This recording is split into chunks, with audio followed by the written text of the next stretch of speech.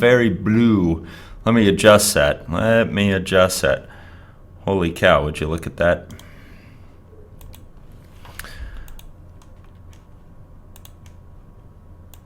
And better, a little better. That's better. That's a little more natural. Although I tend to be a little blue. Yeah, I'm blue. The computer was restarted this morning, so I forgot to do that one setting. I forgot to adjust that one setting. That's a little closer to my natural flesh tone. Hey, good morning, everybody. Good afternoon. Good evening. Hopefully you had a good weekend.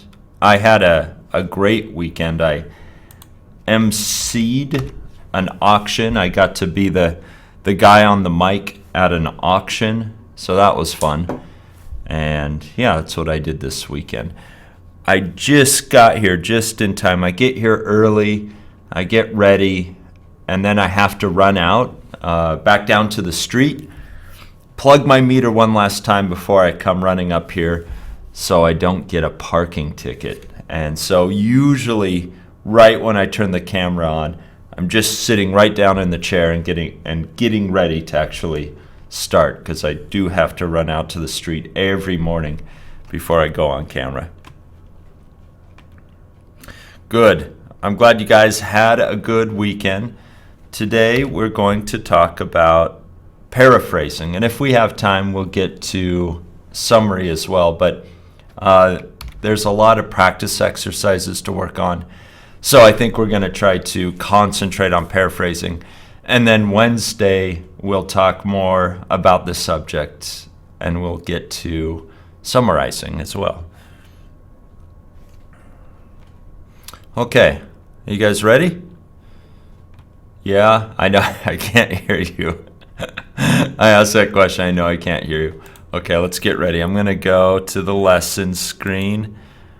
Boom, there it is. And as you know, I always start with the information here, all this information. So for those of you who have seen this 22 times before, I apologize, and you know all this information already. If you're new, here we go. If you have more questions about these live classes, please email Zach at this address. I will include the link to the class notes in the chat room. There you can see it in the chat room. So if you have a computer, a laptop, a desktop available, you can always open the class notes and follow along and use these links. These links here are for our live class. If you are signed up for the live classes, you have access to the Smrt curriculum. You get to do homework. Hooray, homework! You get quizzes, and at the end, you'll get a certificate. There's 4 levels: pre-intermediate, intermediate, upper intermediate, and English for academic purposes. The next link takes you to our school's page, the Spokane College of English Language, here in beautiful Spokane, Washington. Well, I don't know if it's so beautiful today. It's overcast and raining, meaning there's many clouds in the sky and it's raining. I kind of like it that way. It reminds me of Seattle or London, although I've never been to London. Okay, the next link is to our Facebook page group, which is Learn English on Facebook. If you haven't joined yet, you can do so soon. And then finally, Smrt English. You probably know this page. You probably landed on it or somewhere near it. This is our YouTube channel with all of our past videos. So you can always take a look at these videos. Okay, those are all the links I shared with you. My name is Neal Hallgarth. I will be your teacher this morning, or again, in your area, whatever area of the earth you happen to be on right now. What about Sean's level? Well, Sean, if I remember correctly, I don't know what he's focusing on now, but usually he covers all ranges of topics and levels. So look for a topic you might want to know more about through Sean's videos, but he doesn't have a class right now. But he still has videos. My Facebook account, you can just look for my name and you'll see my picture here. So if you see this picture here, I have a couple Facebooks. If you see this picture, that's my Facebook account. So look me up on Facebook and you can add me. I'll add you as a friend. Okay. Let us look. Today we're going to be talking about paraphrasing. We're going to concentrate on paraphrasing today, and then hopefully we'll get to a little bit of summarizing.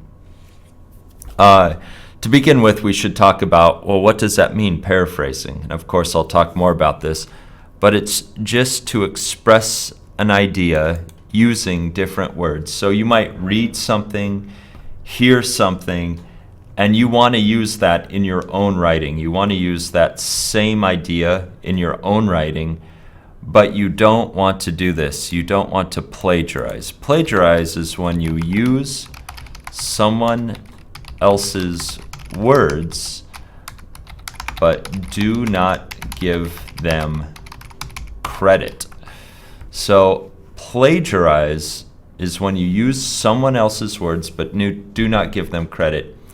In different education systems around the world, the idea of plagiarizing is a little different.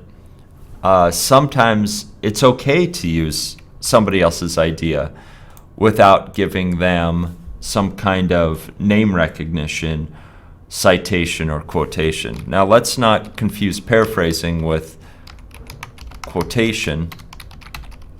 Quotation is where you put the quotation marks, around a set of words to show that someone is speaking them. And then citation is using quotation marks to show that words in your writing come from another source. Okay, so these words, we have to know these words: paraphrase, plagiarize, quotation, and citation. So paraphrase, express the same idea but in different words, your own words. Plagiarize is when you use someone else's words but do not give them credit.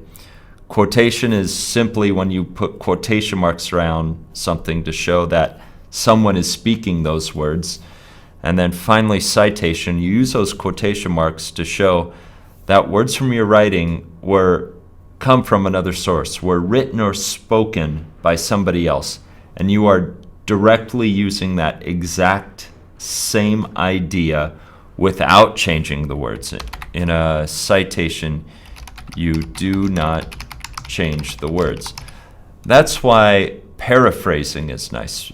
Paraphrasing, you still need to give when you do academic writing, you still need to give the author credit. You still need to say where these words came from, but you don't need to use the quotation marks.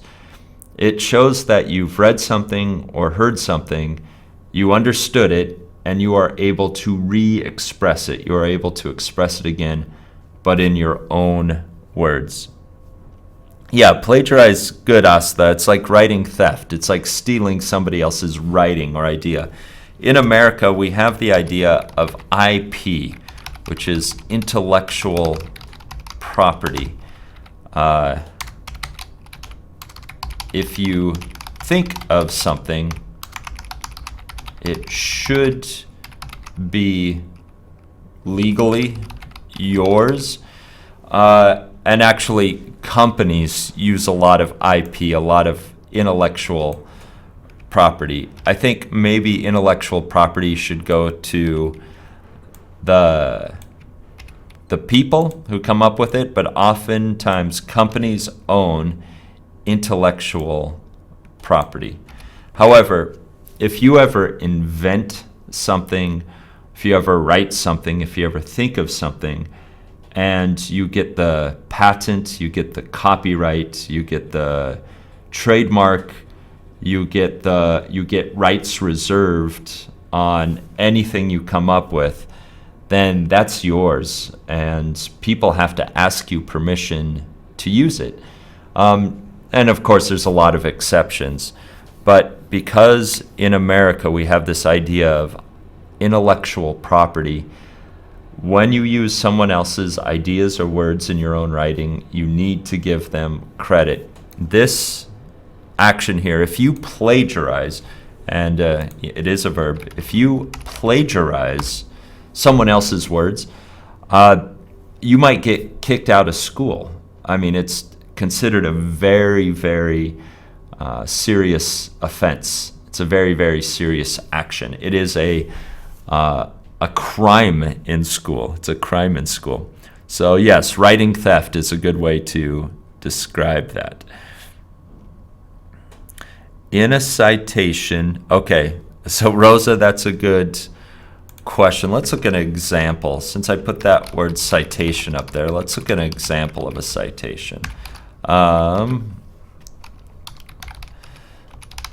Newton's theory states, I'll make this very simple, matter can neither be created nor destroyed. Okay, this is just an example. And let's say I got this from a source, physics. Okay, remember this is an example. I probably am not quoting Newton, Isaac Newton, word for word. But let's say I got this idea from a textbook, from a physics textbook. So I want to put some kind of name and a number. And I didn't need to put Isaac Newton's name because I started out with that. Newton's theory states, comma, quotation mark, matter can neither be created nor destroyed, quotation mark. Then the parentheses come at the end. So in citation, you use both.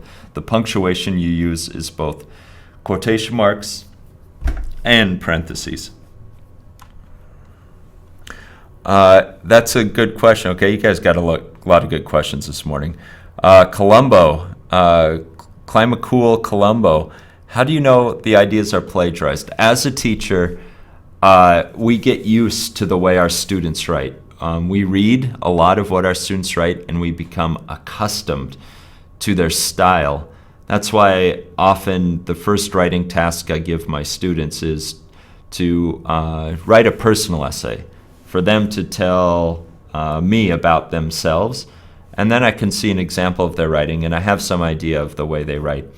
When somebody plagiarizes, it no longer looks like they're writing. It no longer, even though it's writing, we say sounds like it, no longer sounds like them. It's not in their voice anymore. Every writer has a distinct voice. And as soon as you plagiarize, it's kind of easy to tell because it's no longer in that voice. And you can simply search. You can take those words and do a search for them online. The internet is a very helpful tool. And usually the source being plagiarized comes up. It's easy. It's very easy to tell. Student writing should not be perfect writing. It should not be writing that has been redrafted again and again. And when you read plagiarized work, it sounds like it has been redrafted already. So there is a difference between published writing and student writing, and that's how you can tell if something has been plagiarized. You cannot plagiarize in research papers. No, you will not be. Your research paper will not be accepted. You can get your paper rejected. You can get kicked out of the class or have to repeat the class. You may get expelled from school for a period of time, a quarter.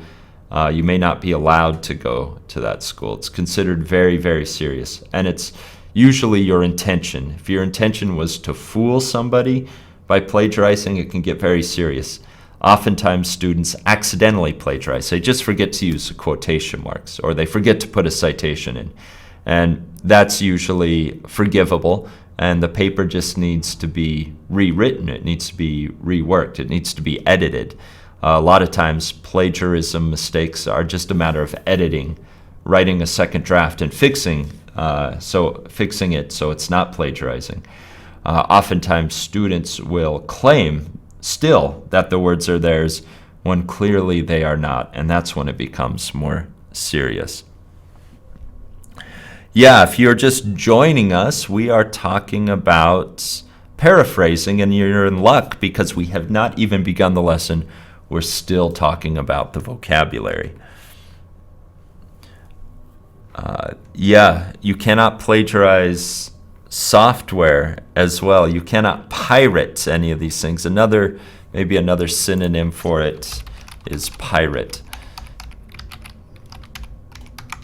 You cannot pirate somebody else's property. And we use paraphrasing to avoid plagiarism. We also use, and you can use paraphrasing when you begin to understand a subject or topic very well, and you are able to say these things in your own words. You have read it, you have listened to it, you have absorbed it, you have taken it in, and now you're writing it. And without looking at the book again, word for word, you are able to re-express it. You are able to re-express it. And the more comfortable you become with a subject or topic, the more you can paraphrase, sometimes without citation, as you become more familiar with the topic or subject. However, if another researcher, if an academic has done in-depth research into the same subject and topic, then of course you need to cite them, always, always, always.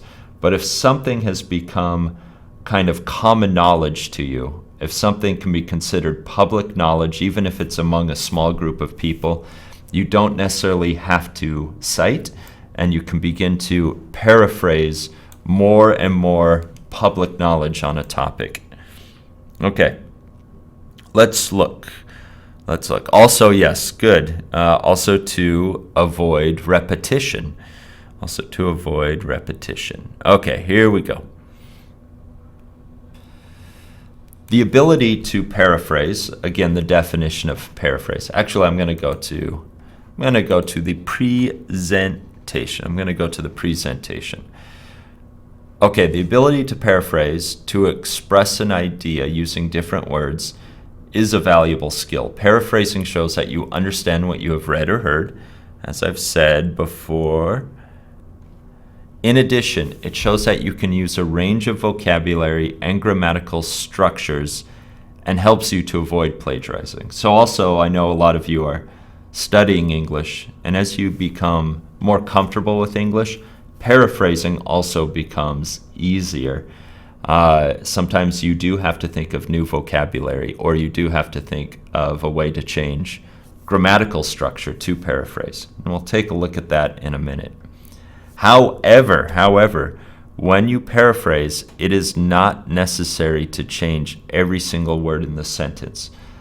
If you read something or you hear something and there's a very important idea, like Newton's law of thermodynamics, you would not have to change that. You would not have to change something that has a specific title, has a specific name, something that there's no other way to say it.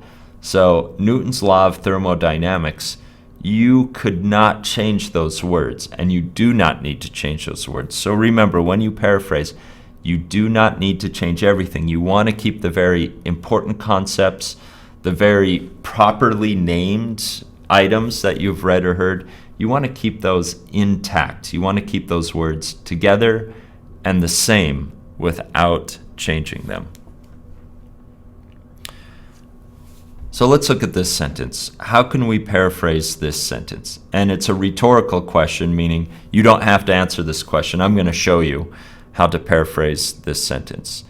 The workers were capable of doing the job quickly because they had been carefully trained. The workers were capable of doing the job quickly because they had been carefully trained.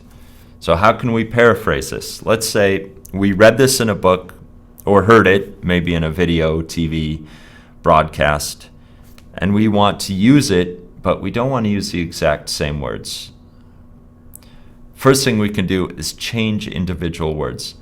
When paraphrasing, the first thing you want to look to do is maybe use synonyms that you might know for some of the words. So search the sentence very carefully for content words, and content words are nouns, verbs, adjectives, etc. Parts of speech, basically, that you can replace with words of similar meaning. Use words that you are already familiar with. You don't have to go in a dictionary or a thesaurus and look up new words. Just use the words that you would normally use, because remember, paraphrasing also allows you to present something in your voice, in your writer's voice. Using a thesaurus for synonyms can result in awkward sentences, because a thesaurus will give you a long list of synonyms. And some of them are exact and some of them are not so exact. And plus, if you start using synonyms you look up in a thesaurus, it may no longer sound like your writer's voice. However, do not cancel a thesaurus as a resource that you can use. Always consider using it if you need help. Okay, the employees were able to complete the task in no time because they had been carefully trained. Now, if you can remember the original sentence, what got changed in this sentence? Let's look at the notes. So we have this sentence: the workers were capable of doing the job quickly. Oops, went down too far. Because they had been carefully trained. It's hard to control. Come on. Oh, come on. Mouse is not working with me. Okay. I'll do this. I'll cheat a little. Make this easier for myself. There we go. Okay, let's look at the changes between the two sentences. So here's my original. Let's look at what got changed when we did change it here. The workers has been changed now to the employees. Were capable of doing has been changed to able to complete. The job has been completed or changed into the task. Quickly has been changed to in no time. And then because they had been carefully trained, nothing has been changed here yet. That has been left. But what do we have? We have four changes in synonyms. Workers, another synonym for workers is employees, were capable of doing, and they kept the same verb tense, were. Capable, able, changed to able to. Instead of capable of, changed to able to. And then complete, capable of doing and able to complete.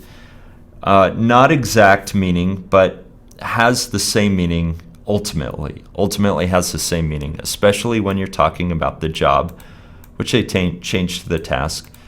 Quickly, adverb to a prepositional phrase, in no time, having the same meaning as quickly. So four synonym changes.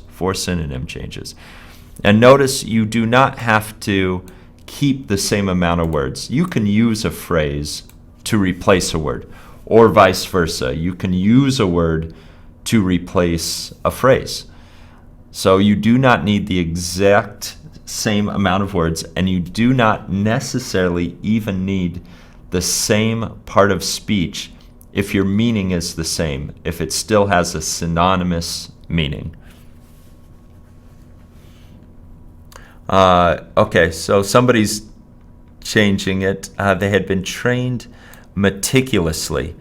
Okay, Nitesh, they had been trained meticulously. That's very close. Meticulously is a little different in meaning. Meticulously means, well, I guess no, that would be good because meticulously can mean carefully. So you're trying to paraphrase the last part. I would say that's good. That works. They had been trained meticulously. Yeah, that's good.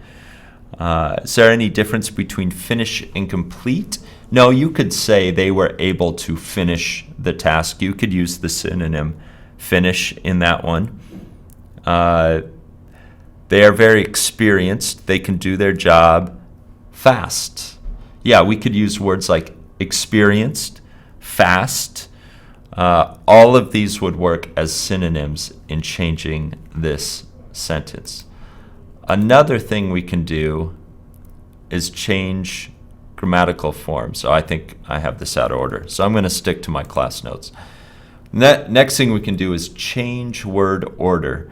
So I'm going to take that second half and put it at the beginning. Remember, subordinating clauses or subordinate clauses can be moved. So I'm going to take the because clause and I'm going to move it to the beginning. And of course, when you do that, you need a comma. So another thing to do is rearrange, change word order. You can even change clause order or phrase order if it still retains the same meaning. So let's look at the original again. And here they changed. Here they changed the whole second clause, this part. And because adverbs are often movable, they moved the adverb to the end. Instead of carefully trained, now they have trained carefully. So here we have just changed where words appear in the sentence. I think that one's easy enough. So let's look at the final one. Let's look at the third one. Change grammatical forms. So you can also change parts of speech within the sentence. For example, transform verbs into nouns, clauses into phrases, or vice versa. Turn a complex sentence into a simple or compound sentence. Change from active voice to passive voice, or vice versa. So change grammar. As long as you retain the same meaning, you can change the grammar. Okay, so again, because of their careful training, the employees were able to complete the task in little time. And then let's look at those two sentences. Let's see what they became. So the original sentence again was, the workers were capable of doing the job quickly because they had been carefully trained, and it has now become, because of their careful training, the employees were able to complete the task in little time. And another change they made here, they took this adverb carefully trained, they changed it into an adjective, and then they changed trained, an adjective, into a noun, into a gerund noun. So because of their careful training, the employees were able to complete the task in little time. And here they changed no into little. Again, keeping the same meaning throughout. So there is paraphrasing. And I think I'm going to take some of yours. We could even further. There is no end to paraphrasing. Nitesh, because that's so good, maybe I'll say, because they had, and I'm going to do the same thing they did here. I'm even going to paraphrase you a little bit, Nitesh, here. Because they had meticulous training, the employees were able to, and somebody suggested finish the task in little time. So there is no end to paraphrasing. You can keep on changing and changing as long as the meaning of the original sentence is intact, stays intact, as long as it kind of retains the spirit of the meaning, you can keep on changing it. So hopefully that all makes sense. Yes, we could also say, we could even take off the because and say something like this.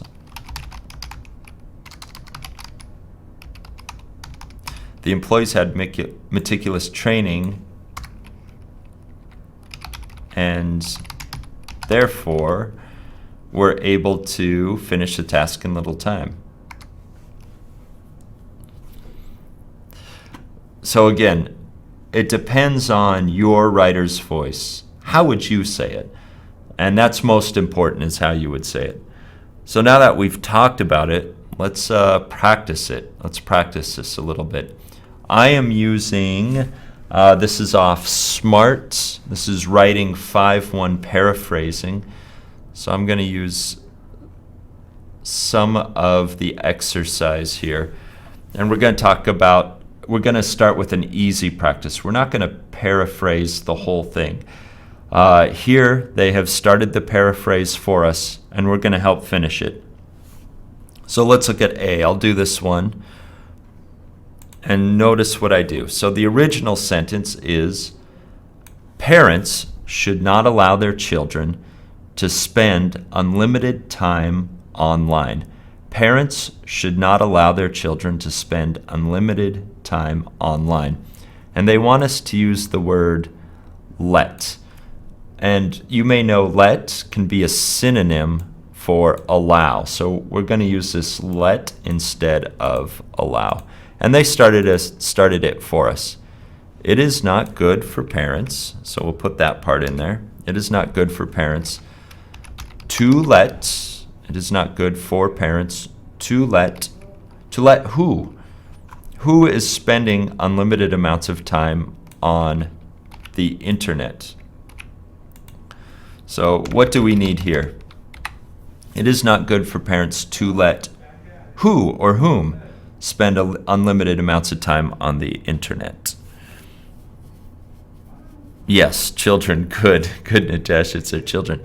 And we could even think of a synonym for children, to let their kids. So we can even further think of a little change we can make to this, to make it our own paraphrase. In reading comprehension, here's a question. In reading comprehension, do we use paraphrasing? Yes. Please use paraphrasing in reading comprehension. Often reading comprehension questions demand you to paraphrase. They want you to answer the comprehension question, but not directly from the reading. They want to know what you understand from the reading, not to copy and paste necessarily. And maybe that's something we can practice once, maybe next week, once we're done with paraphrasing and summarizing. Maybe we can do some reading, and we can use paraphrasing for our reading comprehension. Youngster, Steve, are you suggesting youngster? Yeah, you could say they're youngsters.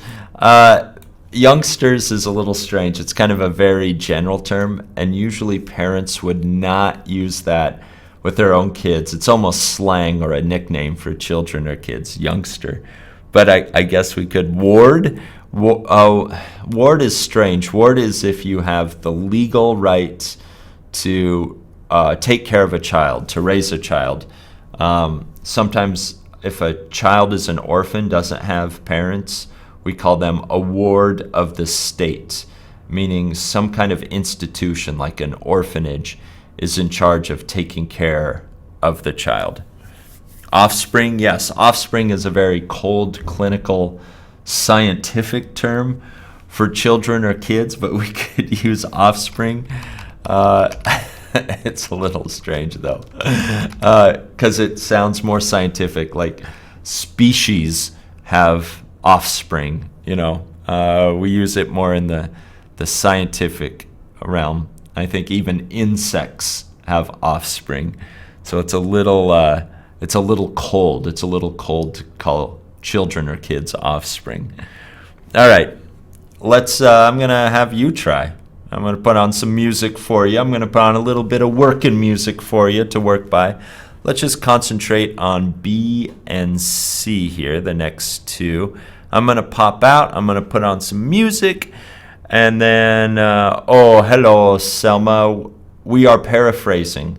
Can you please finish the paraphrase of these sentences?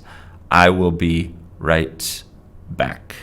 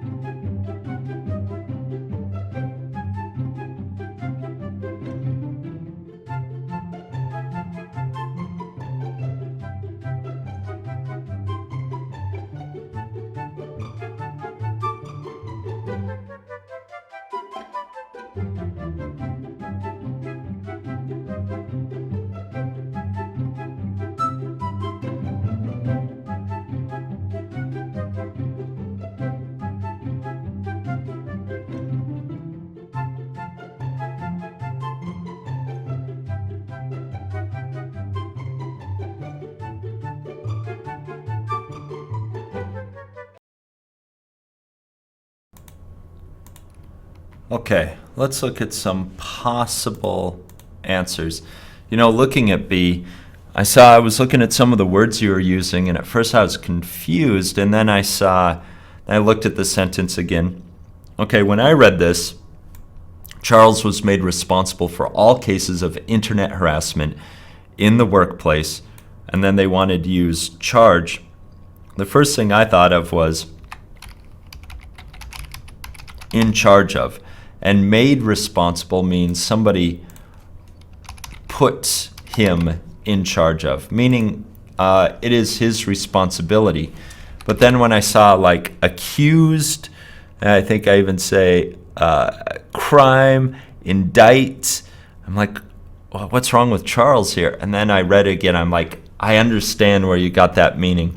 It's a little vague. We are not sure if Charles is supposed to look at, and it is his responsibility to maybe list, catalog, record all cases of internet harassment in the workplace, or maybe even his job to stop it, or is he responsible? Is he a jerk and he's responsible for all cases of internet harassment in the workplace?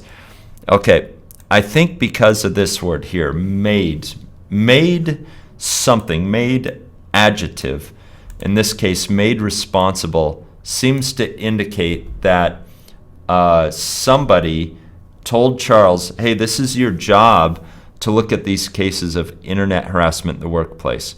If we just said responsible, Charles was responsible for all cases of internet harassment in the workplace, then yes, he has been accused. Charles is a bad person. Charles is a bad person, and he should leave work immediately.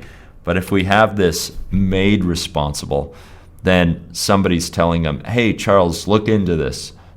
Do something about this. So I would say probably a good answer would be Charles was put in charge of all cases of internet harassment in the workplace. It's his responsibility to fix them. But let's imagine we have some of your answers. Let's imagine we put this in, and we take out that word made, and now Charles is a bad person. How would we answer that then? Charles was, now we have that, was accused of all cases of internet harassment in the workplace. And it's funny how one little word can change the entire meaning of a sentence. And that's what makes language difficult. That's what can make English difficult sometimes. Okay. So hopefully that makes sense. Yeah, made responsible is a little different than just responsible on its own. Okay. Let's look at the next one. And some of your answers vary. Some of your answers are different. You've used different words. And again, that's fine. One of the great things, again, about paraphrasing is that it allows you to use your voice. So even if your answers are not exactly the same as my answers, it doesn't mean it's wrong. It just means that you have expressed it in a different way, which is good because that's the goal of paraphrasing. It means you're doing it right. Okay, so let's look at this one. And they ended their paraphrase with this. Possible signs of addiction. Parents need to pay attention to how much their child uses the internet. They want us to use able to be able to, and somebody used identify. I'm going to use that as well. Who used identify? Diari, Amin used identify. I like that word instead of the original recognize. I like identify. To be able to identify possible signs of addiction, parents need to pay attention to how much their child uses the internet. Again, there are many, many different ways to paraphrase this. So your answers may vary. They may be different, but that's okay. That is okay. Yes, somebody else, Steve, in order to be able to recognize, that works. That's good. to figure out possible signs of addiction. And remember, Nitesh, they wanted us to use able. Yours is indeed a workable paraphrase, but they wanted us to use able. So maybe to be able to figure out possible signs of addiction. So remember, try to use this green word that they've suggested here. Okay, let's try a couple more. Let's try D and E. Same thing. Remember to try to use this green word in your paraphrase. Okay, I'm going to pop out again. I'll be right back. Don't worry, I'll put some music on for you, some music to help you think.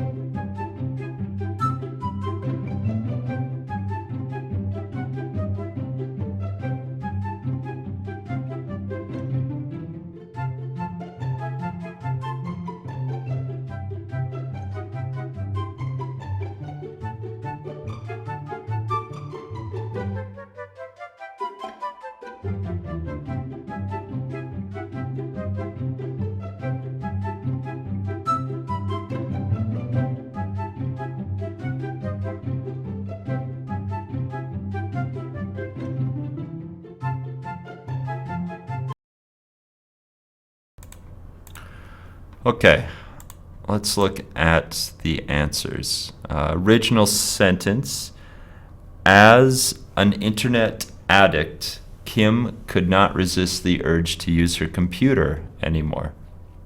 And they start because of her addiction, comma, Kim.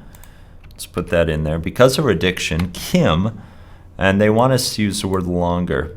And we could keep that modal in there. Could, no, no, that doesn't work. We can't use that modal. I was wrong. I saw, what did I say? Is no longer able to. Diari, I'm going to change that to was. I'm going to make it past because of this could.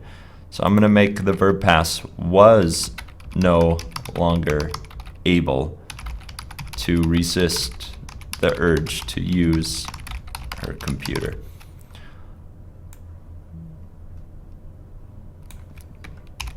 Was no longer able, something like that.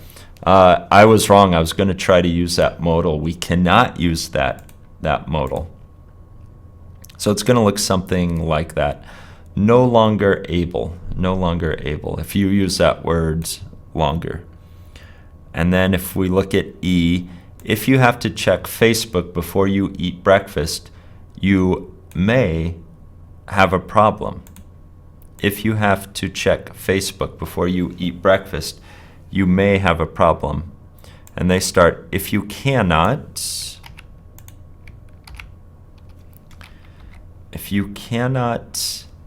eat breakfast, because that's the first action, until you have checked Facebook, you may have a problem.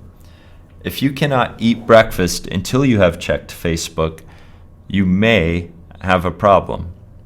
So it's going to look something like this. Eat breakfast until you have.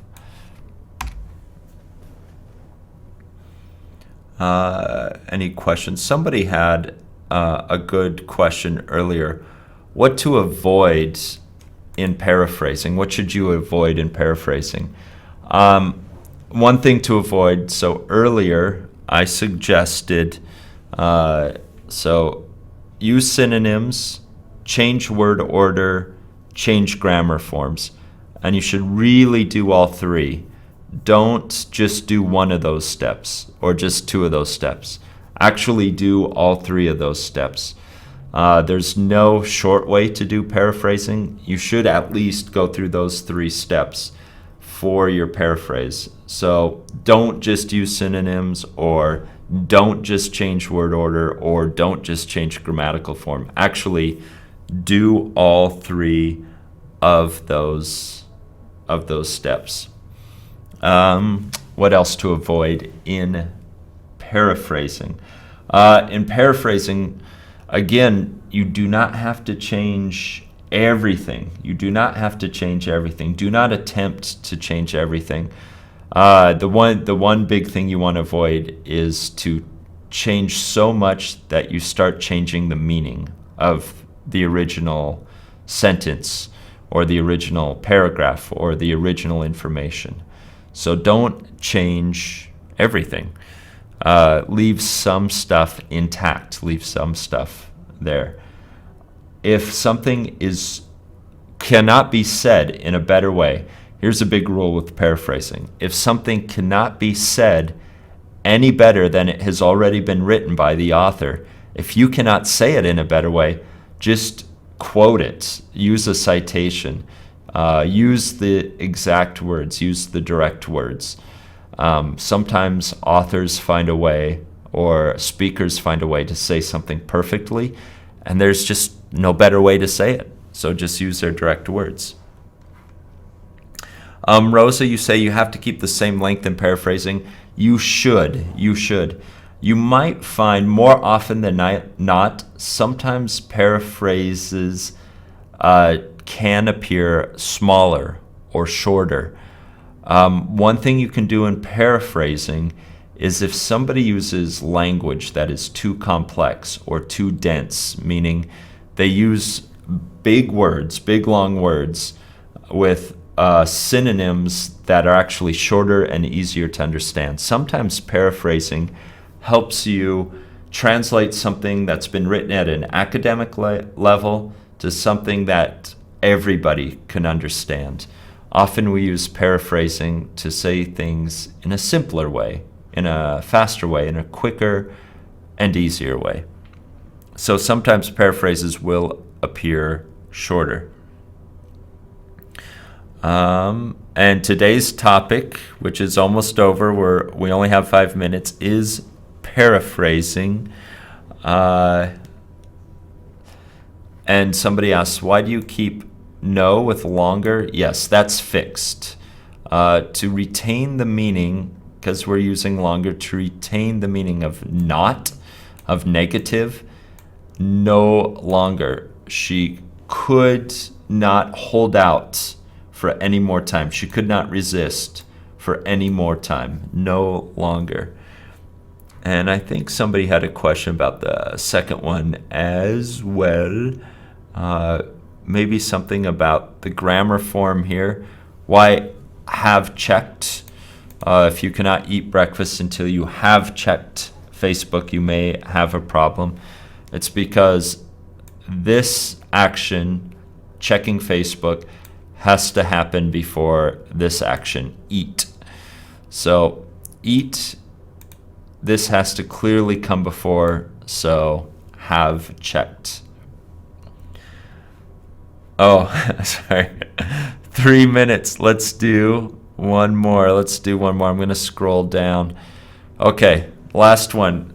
In 3 minutes, can you do, without any help, can you paraphrase this one here? Research scientists are trying to see how internet use is connected to increased brain function. Without any help, can you come up with a paraphrase for this sentence?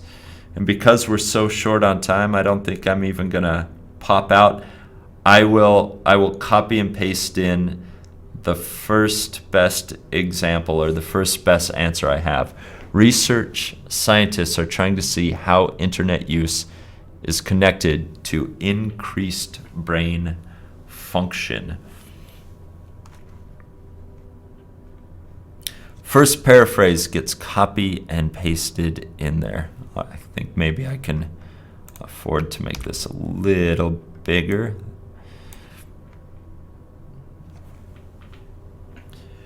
Remember, use synonyms, change word order, change grammar forms. Change grammar forms.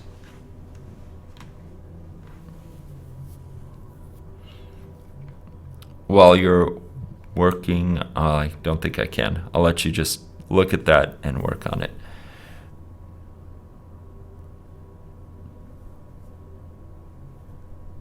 I can help a little bit. Research scientists. What are some synonyms for that? Maybe experts, or we want to be more specific, scientific experts, or experts in the field of research science, which is a longer way to say it. Let's see.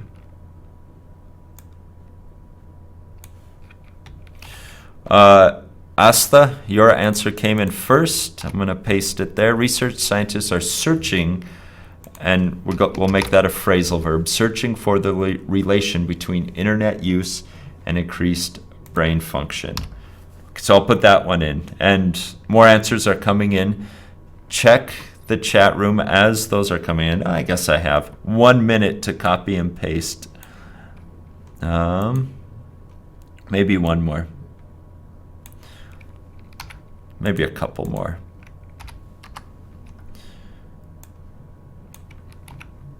Okay. Well, that was fun today.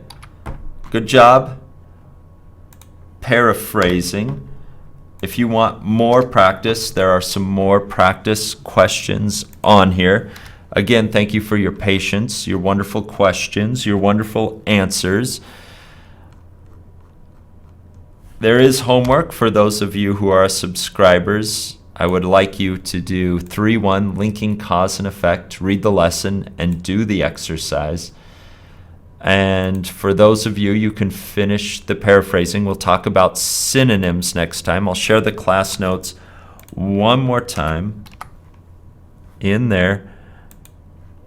Okay, I have to say goodbye now. Thank you all for joining today. As always, it was an excellent class. Use paraphrasing in your research papers, in your academic papers.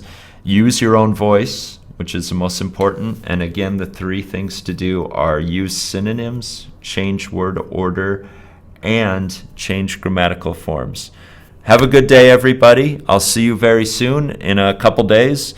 And stay excellent, as always. Okay, bye-bye, everybody. Bye-bye.